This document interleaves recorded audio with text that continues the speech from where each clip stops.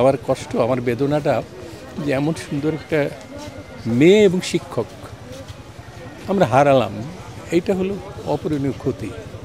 তার প্রথম থেকে এই ভর্তি প্রক্রিয়ার সাথে যেহেতু আমি সম্পৃক্ত ছিলাম, এখানে যারা আছে সবচেয়ে বেশি আমিই দেখেছি।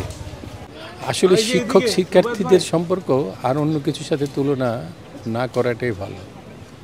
যে বাবার সাথে আর কিসের তুলনা করবেন পৃথিবীতে, মেয়ের সাথে আর কিসের তুলনা করবেন আপনি?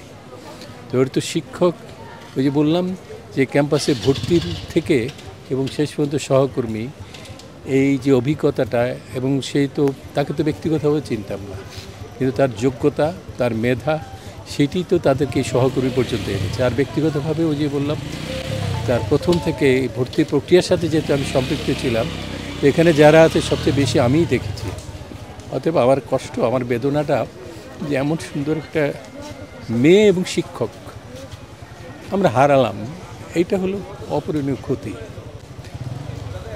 মানে আমাদের তো আসলে এই পর্যায়ে যখন আসে তার তো একটা সম্পদে পরিণত হয়। তো তার তো মাত্র শুরু, অ্যাসিস্ট্যান্ট প্রফেসর মানে হচ্ছে কত 5-6 বছরের মাত্র শিক্ষকতা হলো, আরও তো কত বড় জায়গা ছিল, সেইটা আমরা হারালাম। এইটা হলো সবচেয়ে বেদনার আর কি। আমরা প্রফেসর রশিদ।